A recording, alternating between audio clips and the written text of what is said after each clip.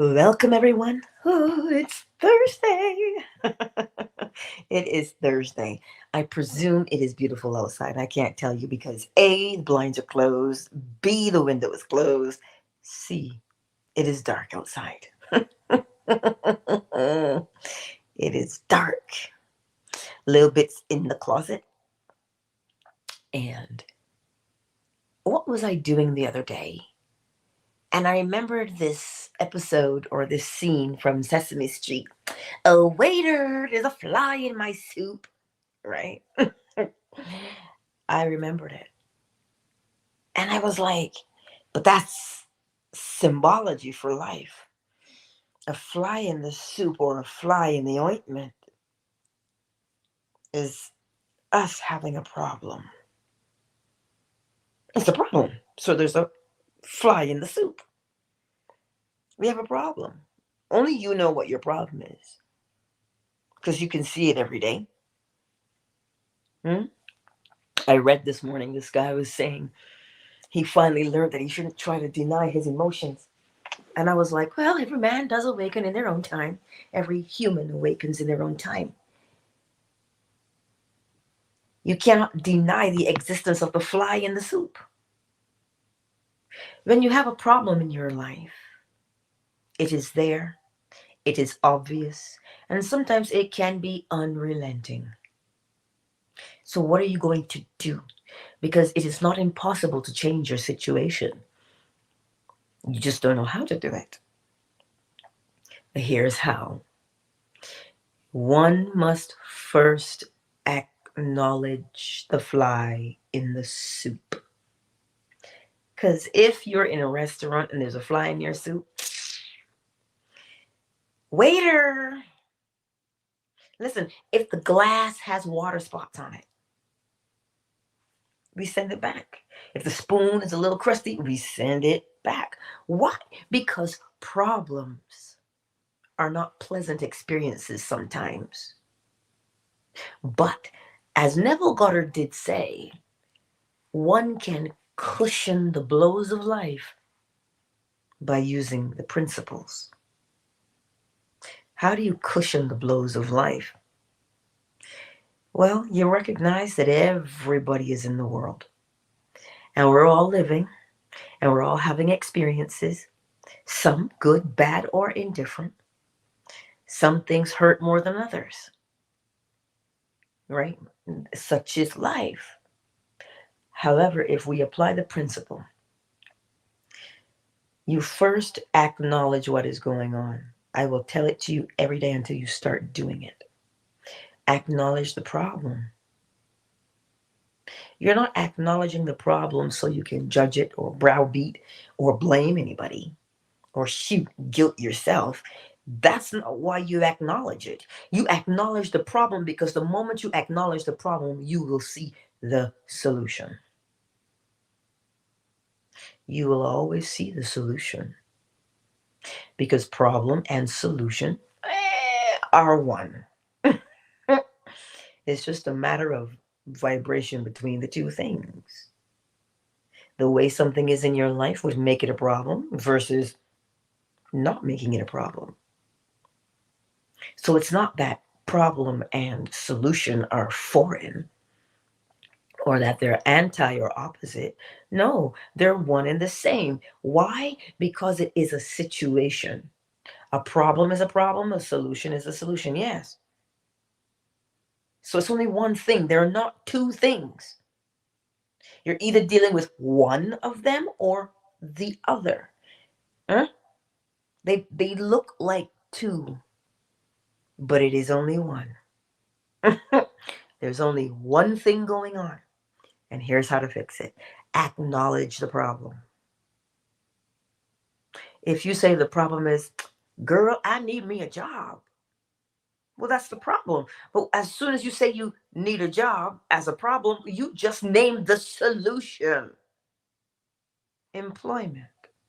Now, after you've acknowledged it, right? What happens from there? Well, we go down either one or two paths, left or right. And we say, well, all things are possible. I know I've got a job. I know it's somewhere and I'll see it. And you go about your day and you apply for things because you know what kind of job you want. Or you will look at the job market and go, oh my goodness, it is hard out here in these streets. Which one will you choose? Because the one you choose will determine what you experience. If you say, there's an opportunity lurking and waiting for me to be gainfully employed, well, then you know exactly what's going to happen. You will come upon the ideal job, not just come upon it because you were skipping down the street doing nothing. What is the natural thing to do? The natural thing to do is to search, is it not? But you don't just search random, quote unquote, willy-nilly. You search with a particular direction in mind. You know your skills, so that is how you search, according to your skills. But what if you went the other way and you said, oh, but the market, there's so many scams, nobody's hiring right now, blah, blah, blah, blah, blah. Nobody has any money. What's the point of being an entrepreneur, right? If you go that direction, what will happen? The same thing that happened when you acknowledge the problem. You'll see the solution. So if you say, oh my goodness, there's an opportunity, I'm just gonna look and there's an opportunity. Well, according to that solution of opportunity, you have to seek opportunity. But if you go down the other side and you say nothing but problems, I can only see problems, this market is not working, then that is all you will see, because that is all you are focused upon. So when you have that fly in the soup, acknowledge the fly is there. Once you acknowledge the fly is there, you come upon the solution. Well, you don't trip and fall over the solution. Oops, I tripped. No, you don't fall over the solution. You become aware of the solution. And when you become aware of the solution, how does it make you feel? This is what the guy was talking about. He said, I can't hide my emotions. I'm like, duh. They're not, emotions aren't accidental things.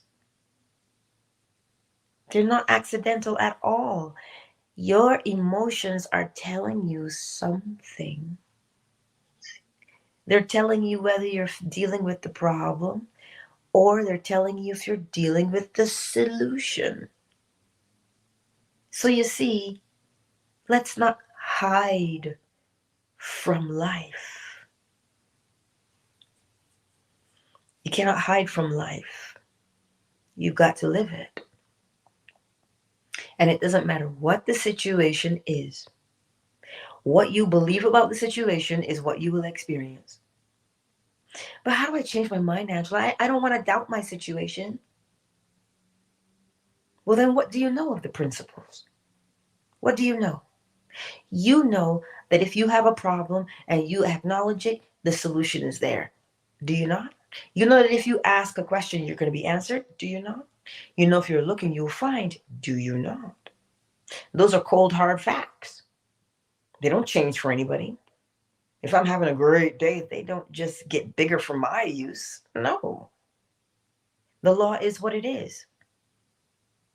And so if you are looking out there and you're thinking, oh, but I'm scared, talk yourself through that. Why are you afraid? You're afraid because you think you might fail. But now you have to understand there is no failure. It's either you do it and it works, or you do it and it didn't work. But in order for you to know, you've got to do it. So if you do it and you felt like, oh, well, that didn't quite work. Well, which part didn't work? Now you know how to fix it, do you not? Because you can clearly see which part didn't work. And if you do it and it worked, well, then you followed the procedure. There was no, There's no failure and success according to what the world says. Failure and success. You do it and it works, or you do it and it didn't work. So if in your mind's eye you want to do this thing and have it work, and it works, well, then you were successful. But if you do it and you fall a little short, you were successful in finding your blind spot so that you can fix it. Because the moment you say, I was successful, what does that feel like to you? See how good that feels? Man, it makes you want to do it again. But if you say to yourself, oh my God, I failed. I failed. How does that feel? See how it feels? Because when you have that heavy feeling of, oh my God, I failed, it's so heavy you don't want to get up and do it again. Because you feel like a failure. See how important feelings are? They tell you what's going on inside yourself. So today, as you go out into the world and you sit down there to have that soup, it's funny because I made soup last night. And here's today's topic: a fly in the soup. Well, there ain't no fly in my soup, I'll tell you. You know, it's banging. But if you find that you have a problem, don't complain about the problem. Acknowledge it, assess it, and bam, there's the solution. And you free yourself. That's what you do. But we've got to get into the habit of doing it that way. Like yesterday, it was really busy at work. I don't even know how many sticky notes I used. And part of me wanted to be scared because this is new for me. Part of me wanted to be scared. I'll admit I was a little worried. But I knew that I could trust my memory because it's been my constant companion this whole time. So I sat there and I saw the process in my mind. And I followed through with the solution. You see? Because that's what we do. When you feel like you have a problem, you don't freak out and complain and cuss. Nah, take stock. What is it? What's going on? Where's the fly in the ointment? Where's the fly in the soup? Check it out. Clearly, if the fly is in your soup, you're not going to eat it because you can see it. So it's not going to bother you. You see it, you know it's there. Now you can do something with what you become aware of. If you are unaware of something, if you're in the dark, you don't know what's going on. How are you going to fix it? You don't know that you have a problem. So you see, when you look into the world and you say, oh, you've been the same way for 30 years. Aren't you ever going to change? They don't know. You see, they do, but they do not. They know because they keep doing the same thing the same way every time. So they do know, but they don't know because they are unaware of how to get out of it, how to change it. So they just acquiesce and stay as they are. See, this is why we don't judge someone who we think is never going to change. And they're just acting a fool just because. You know how you say, some people just don't want to change, Angela. You're just going to have to face that fact. I understand it may look like that on the outside. It does look like that. This person doesn't want to change. But it's not that they don't want to. You have to remember, we live by way of our habits. And it is the habit that compels us to behave in a certain way. Trust me, when I say habit to you, people think, crack or booze or weed or whatever they think a habit is. But a habit is the way you behave in the same fashion every single time. That's all it is. You don't define habit by the thing that you do. You define habit because you do something the same way every time. That is what makes it a habit. It is a pattern that can be easily observed. If you are on the outside looking in, chances are you can see the pattern, the rhythm of this person's life. But because they've been living the pattern, they no longer see it deliberately. Like that one line from the Matrix is like a splinter in your brain. They know it is there because they keep doing it. But they do not know that it is there because they are doing it.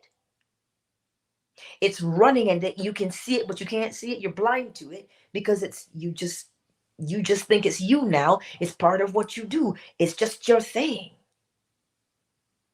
So that's what happens when we fall into habits, right? So the habit of recognizing the fly in the soup and not complaining takes practice. Because what do we do as humans? Lord have mercy. You know, humans, we love to complain. Oh my God, get the popcorn. Let me tell you all about my problems. We know. We love to complain. But to change from a state of complaining to a state of observation will take practice, which means you see your problem, you acknowledge it, and bam, employ the solution. That takes practice because you've not been doing that longer. You've been complaining longer than you've been observing. But have no fear, as my father would say. He says, have no fear. You can change by using the simple principle of observation. As within, so without. If you do not know what's inside of you, well, what are you doing on the outside? What you're doing on the outside is going to clearly show you what you have going on within you. And when you see what is going on within you, what will you do? You will decide whether that thing is good, bad, or indifferent. And if it's the fly in your soup, you'll say, I see you. You know what? I don't want to do that. I want to do this. And when you choose what you're going to do, you will feel something. You know,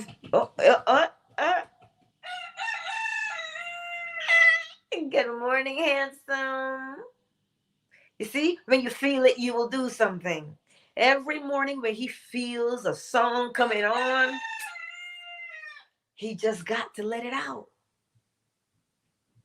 And the funny thing is, you can't suppress it.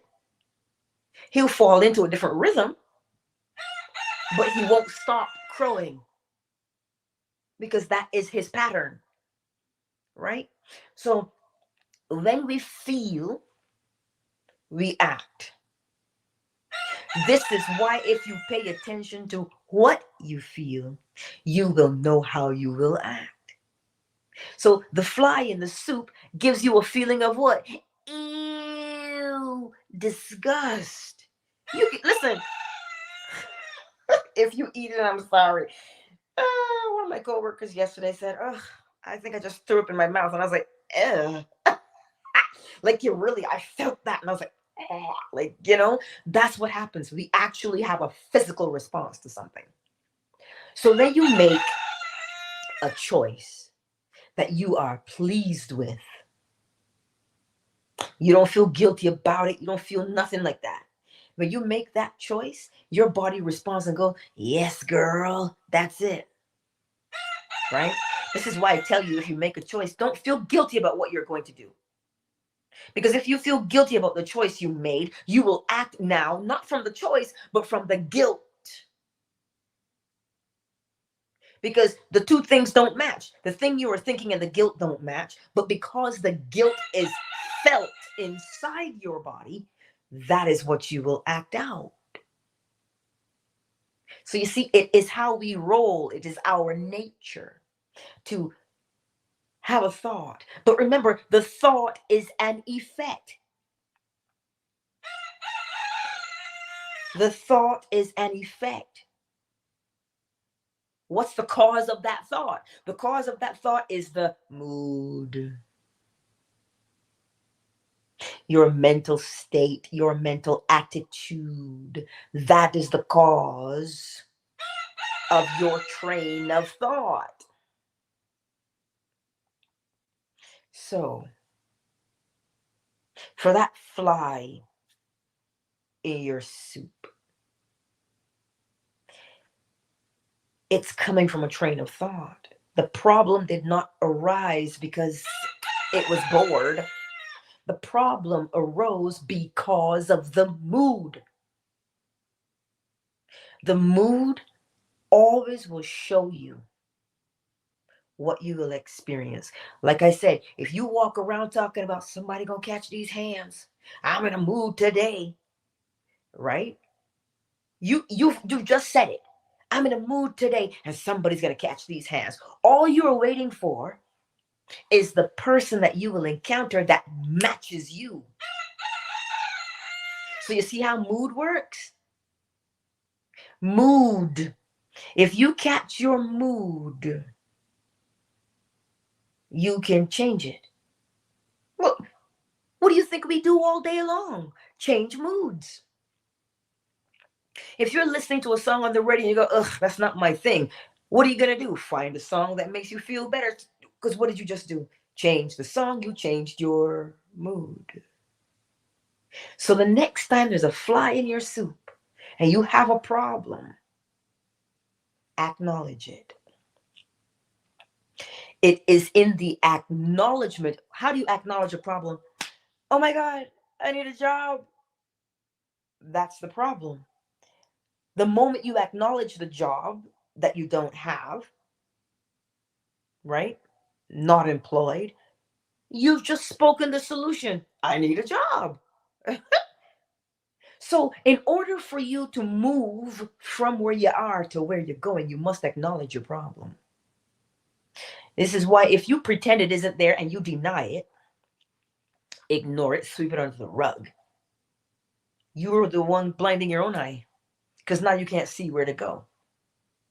You're out here pretending, nope, that's not happening to me. Nope, that's not happening to me. All the while, your body's like,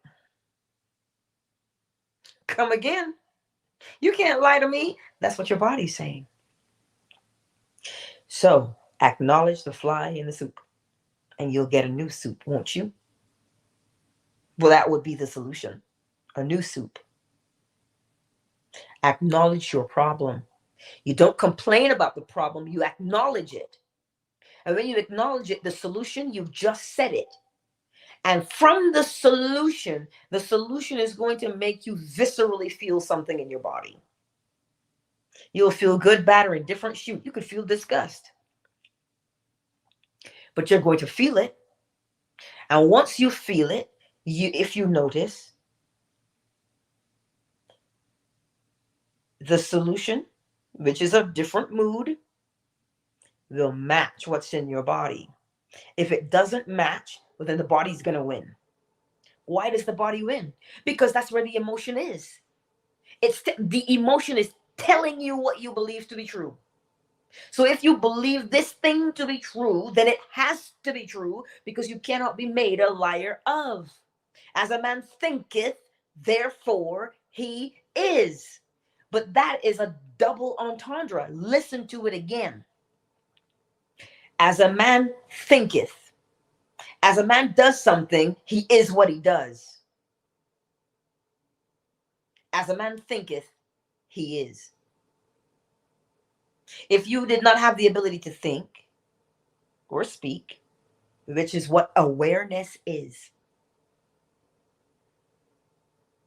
as a man thinketh, so as you think, you come into the realization that you exist. And when you come into the realization that you exist, now what are you going to do with your existence? So you see, you must be aware. If you're not aware of the problem, how are you going to deal with it? So here's the great news. The great news is you and I have the ability to change from one state or mental mood or mental attitude to another. We do. We have that ability. Because remember the lecture last night when Neville says, well, you could stay at any hotel, but you're taking yourself with you. You're taking your mental mood. You're taking your mental attitude. You're taking your habit with you. And if you're taking yourself with you, well, then you're going to take your behaviors. You can move from one location to the other, but mentally you live somewhere. Where is that place? If you do not recognize where you live mentally, you will continue to do the same behaviors over and over and over again, thereby exacerbating the presence. The fly just gets bigger in your soup. So I trust this beautiful day that it makes sense. That you acknowledge your problem, and there is the solution, because they go together, hand in hand, problem and solution. You have one, you have the other. Every cause has its effect, and every effect its cause. Right? That's just the way it is. Cause and effect. But you, if you want the effect to change, you have to change the cause. Clearly. So when you start talking to yourself, because you might feel a little bit down or worried, you remind yourself, wait a minute. I want a different experience. I want a different outcome. What outcome do I want? And when you start seeing the outcome that you want, your behavior will change to match the desired outcome. And you will do what? You will just have the urge and the desire to do the new way. But remember, because you are now learning the new way, you're really going to have to persist in doing the new. Because the old way is stronger, because you've just been doing it longer. It is just a habit. If you could look at your life like that, a series of habits, then it stops being overwhelming. Why? Because a habit is anything you do the same way every time. A pattern, a rhythm that you follow. So if you want to change one habit, start doing something new. Do a new habit. Because now when you start doing that new habit, what happens to the old habit? It doesn't die. It's a state. And you just left the state behind. I love the way Neville described it. He said, if you drive through New York and you leave New York, does New York cease to be? No. It's just a state that anybody can enter. So a habit is a state that anybody can walk in or out of. And so it really reduces the overwhelm for change. Oh my God, I really can't do it. Yes, you can. And how do you do it? One single activity in the direction of where you want to go. And that one activity becomes another and another, over and over and over again, until such time you will notice, oh my God, I did stop. But you notice because cause and effect are there. You can't say, I don't want to do that anymore. You have to say, I'm going to do this instead. And you do something else instead, because you can't have a whole. If you're not doing that, what are you doing? You have to be doing something else, because the law of vibration tells us everything is moving, nothing stands still. So you can't not. You must do, because you're being. Anyway, I trust that makes sense. Let us welcome everyone into the space on this glorious dark Thursday morning. Because seriously, it's still dark. And who's here? It's Symmetric. Hi. And Miss Tiffany and Javion are here. Who's on YouTube and Facebook? Anot. Renee. Oh, Cyber. Hey. It's so good to see you. It's really good to see you. They're here on YouTube and Facebook. Who's here on Fanbase this morning? CM is in the house. Miss McQueen. Afternoon Delight. Maggie is in the house. Honey is in the house. KZ. Flo smiles. Oh, and my Tori Lee. Hello, dearest. Hello, dearest. Welcome to the space. It's good to see you. So before we play the bowl, you might get Birdsong again. I don't know. He might be taking a break. Because the rooster, he rests in between, right? It's a good point for us. Rest in between. Rest. Rest does not mean you're not moving. Remember that. So this morning, if you have a fly in your soup, hey, Big Mike is in the house. If you have a fly in your soup, it means you've got a problem. Acknowledge your problem, please, for the love of God and all things. Because if you acknowledge the problem, bam, you got the solution. But if you do not acknowledge your problem because you're scared, there's nothing to be afraid of. It's just a habit, that's all. And habits are just simple things that you do the same way every time. So then, acknowledge your problem. Don't complain, acknowledge. When you acknowledge the problem, you will see the solution. And when you see the solution, you will act according to the solution as opposed to the problem. It is what you want, after all, to be free of the problem. One does not get free of a problem by complaining about it. We get free by acknowledging its presence so that the solution, because the problem has the seed of the solution within it. Remember, I just told you, oh my God, I don't have a job. That's the problem. So what's the solution? A job. But you can't pretend. We live in the world of Caesar, and Caesar must be paid, y'all. Caesar must be paid. So we find a way. We find a way to pay Caesar. But in the paying of Caesar, let us remember who and what we are. We are not just living to pay Caesar. We live because we are alive and we have being. And we are far greater than things on the outside. So if the problem is, I got to pay Caesar, remember that phrase that Neville Goddard said. Neville said, you could take everything from me, but leave me with the capacity to create. Because when you can create, Caesar can never outdo you. Caesar cannot outdo the imaginative man. And I don't mean man as in male, I mean man as in humanity. Anyway, I got to put this Deutsch baby in the oven because that's what my son wants for breakfast before I go to work. Listen, I prepped it the night before. You see, when you know what you're going to do, things are easier. Well, you mean I should have a plan? If you want to be at work on time, you need to.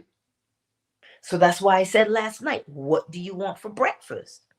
He said, Deutsch baby. I said, okay. All the ingredients are in the blender. All I'm going to do is whip it up in the blender. The pan is in the oven. Less for me to do. And I already told him what time to turn the oven on so the pan can heat up. See, we're a team. So it's not a matter of, oh my God, I don't know what to do. Take a moment and relax.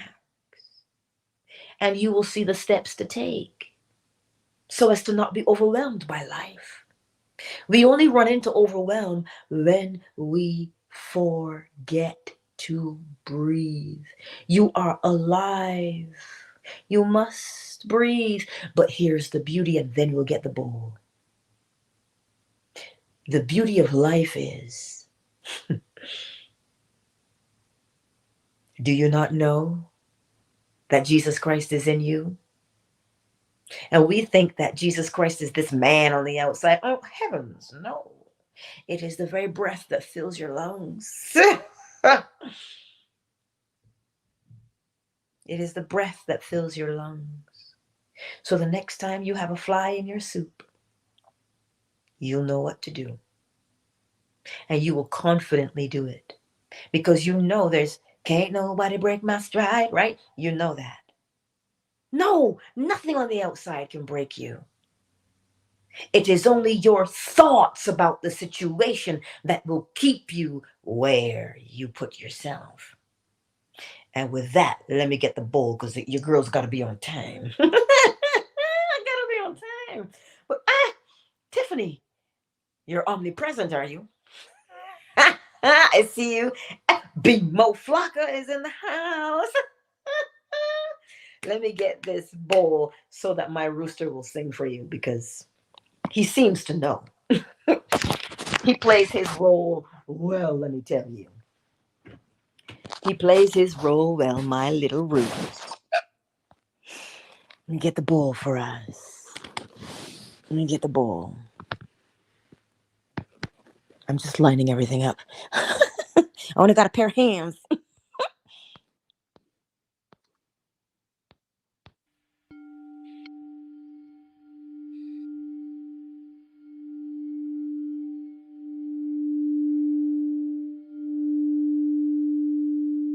What you gonna think about when you're listening to the bowl? About that fly in your soup in your life. The confidence of knowing that you as your bowl.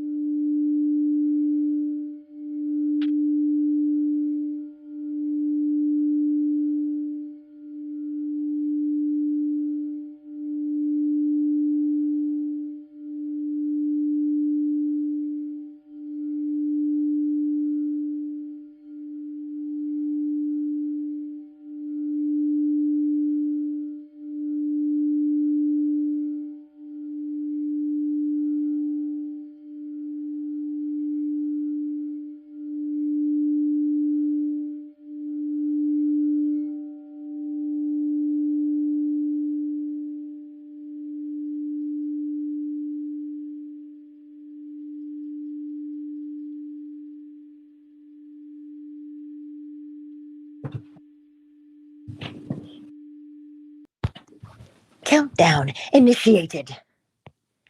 5, 4, 3, 2, 1. Thank you all for being here on this glorious, glorious, still yet cold and rainy, dark Thursday morning. But all is well. All is well. Yes? So let us go forth today and remember. Remember what you are capable of and walk through this world with boldness, surety of yourself. But of course, remember that commercial years ago with a deodorant?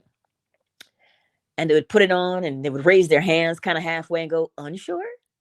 And they'd throw their hands in the air and go, sure, unsure. Yeah, walk through this world with surety of self. Yes? Anyhow, I'll see you tonight because we will read the bedtime lecture tonight. So we can fall asleep in the state of the wish fulfilled. I do not remember the title, but I'll see you at 10 p.m. Eastern Standard Time if you want to fall asleep with us. And we'll read that lecture. Indeed we shall. I'll see you tonight. Twitter, YouTube, Facebook, fanbase. Your fanbase, you hang over here. We're going to wrap it up with y'all. All right. Peace out, everyone. Twitter is closed.